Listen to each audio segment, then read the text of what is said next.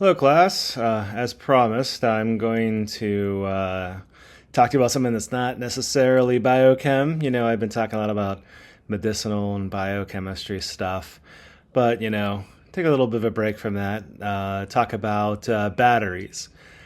So, this is my opinion, but I think scientists in general answer the question why, and engineers answer the question how. And I like this article because it talks about both engineering and science and how they intermingle with each other. So I personally, I'm also both a scientist and an engineer, although I feel like my strength is more in science, partially cool because I have my PhD in science. Anyways, going on to this, how do we make batteries that can charge very rapidly? So I don't personally have a electronic vehicle, but I know they take a long time. The friends of mine that have them, they talk about how long it can take to charge. Also, one of my sisters, she has an EV, and when she goes on a long trip, she actually has to plan stops. She has to stop, and then they have to sit and charge the car for a while, and it's kind of like, well, what do we do here? So it's like, okay, we'll stop here for lunch, and then we'll laze around and wait for the car to charge. And there's a problem, right? So whereas right, for gasoline, you just fill up the tank and you can be done in a few minutes, and then be on your way for a long road trip. That's not the case for electronic vehicles. But what if we had an electronic vehicle that we can charge in 10 minutes? So this is what the problem is, and this is the solution. Before I go on, though, let me show you. Here's just a open source image of a galvanic cell. So you have the anode, and the anode is the source of the negative charge, and you have the cathode. Cathode is the source of the positive charge. Now, if you ever read a circuit diagram, it always shows the battery goes from positive to negative. The charge that flows is the positive charge. That's not really true. It's really the negative charge is the one that flows. We figured that out. When they were figuring this out, they didn't know which one flowed, and so they guessed the positive one, and they guessed wrong. So, but they set up all the equations. Everything set up is that the flow goes from positive to negative. And if it was me inventing it, I would have picked positive too. And the reason why is because positive terminals spark, and negative ones tend not to. So, I think it makes sense why they picked positive. But in a battery or in a circuit in general, the thing in negative charges, it does. This is like a light bulb. It does work. So the negative goes from the anode, and anode corrodes, and then goes to the cathode, and the cathode grows, and then so the anode corrodes. The metal loses ions, and then the negative charges go over here. But you need to have a balance of charges. So because of this, you have some sort of, sometimes referred to as a salt bridge, porous membrane, anions then flow towards the anode. So this is the way that the charges can even out. Otherwise, if the anions were not allowed to flow this direction, then you would get a buildup of positive charge in the anode and a buildup of negative charge at the cathode, and that's just not going to work. So the way that many of the batteries, what's running my laptop right now is a lithium-ion battery. The anode, supposedly the one that corrodes, you have lithium ions in graphite. So graphite forms these sheets. It's these hexagonal, it's like layers of sheets here. This is different than a diamond. A diamond has what's called the zinc blende structure. We'll talk about silicon later on. Silicon also has a zinc blende structure. It's a very rigid tetrahedral structure. But graphite here is a very flat. It's also lubricating. It's very slippery. Whereas diamonds, they're much more rigid than graphite. And you have a metal oxide here. This is the cathode. And so when you discharge the battery, the electrons go in this direction here from the anode to the cathode, and then the positive lithium ions go the opposite direction. They go through an electrolytic solution and then deposit themselves on the cathode. And if you're ever wondering why for lithium batteries, you notice that about 3 to 5 years the batteries just toast, maybe less. If you overcharge your batteries, and this also mentions in the article, lithium metal forms. And in the article, they really said they didn't understand the exact mechanism. It's partially true. it's just when you charge the battery, you're putting a lot of electromotive force into it. So then, and just the large amount of electromotive force turns the lithium ions into lithium metal, and lithium metal is very reactive, and then the lithium metal just reacts. And it can destroy some things. A lot of times there's electrolytic solution here. It kind of destroys that, or just various components within the battery, because like I said, it's just very reactive. And that's the primary reason for battery degradation over time, especially for lithium-ion batteries, is this overcharging. So I personally, I'm always very careful when I try not to charge past 100%. When I start getting into the 90s range, I tend to unplug my electronics, because that just increases the lifespan of the battery. So then you don't form the lithium metal on them, just if you were wondering.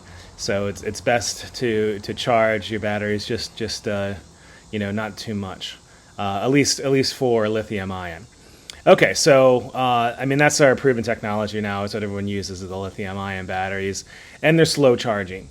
So how do we do this? It goes through various ways. So you can take a laser and hit it with and put little pores in the. So you can take a laser and hit it little spots in here. So that way you increase the surface area. So the analog there, they said well, in this case scenario, you have like 1,000 people trying to go through 2 doors. Yeah, of course it's going to take more time. So what if we had more doors? So if you start pitting the stuff with lasers, then you get more surface area, and then you have more contact with the graphite. That's one way to do it. They're also looking at alternate materials. So I already mentioned with silicon, and you learn something new every day. I learned here that silicon really blows up, if you use silicon, the battery greatly increases in size. So that's another problem. And this is an interesting one. You see using lithium vanadium oxide anode, and doing that you can charge 80% capacity in 5 minutes. So that's very promising, of course. So part of the problem with this is the mass. So when you use something like here, these different batteries, they get heavier. And of course that decreases the efficiency. Lithium is nice because it's light, right? So when we start adding more ions, so also talking about sodium and potassium ions. So lithium is an alkali metal, sodium is underneath it, potassium is underneath on the periodic table. So you use those, and similarly, because it's light. So they're light, and also lithium is smaller. It's a smaller ion, like size-wise, so it's a little easier to get through a membrane.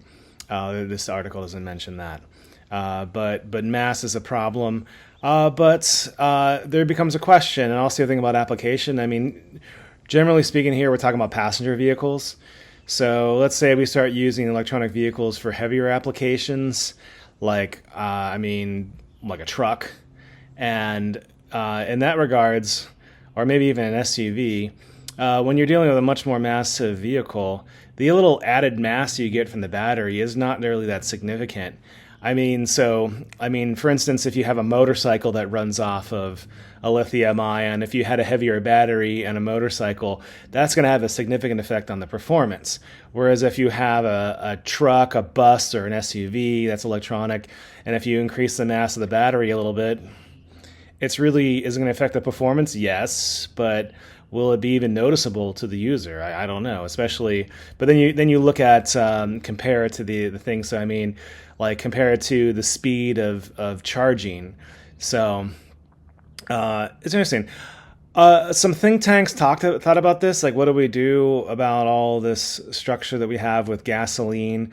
So if you go around here, generally speaking, the refuel stations are about 30 miles apart at most, and the reason for that is because if you have like a gallon left in your tank, you can get to the next fueling station. So especially on the interstate, that was designed that way. So we have all this infrastructure in place for gasoline vehicles and diesel vehicles.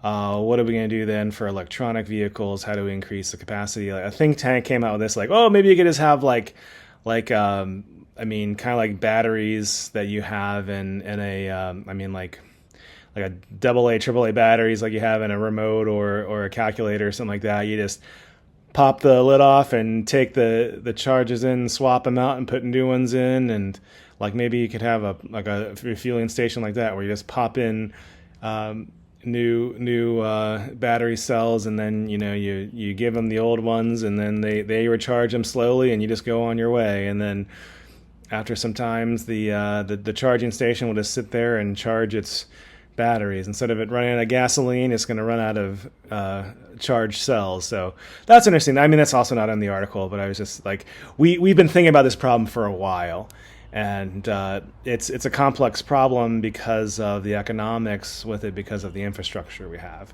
So, but we're still trying to figure this out. But I think this is intriguing, and it's nice to see. You can see how chemistry has its role, science in general. I guess it's not necessarily just chemistry, and also the interactions that people have, different companies, and they're just trying different things to see if it works and what works and what doesn't. So that's interesting. So some things you can talk about. I mean, you can read the article and comment about something you thought was interesting. Of course, you can talk about what I talked about. If you want to talk about the future of EVs, or you can go the other way and say, hey, you know what, man, this is not going to work at all.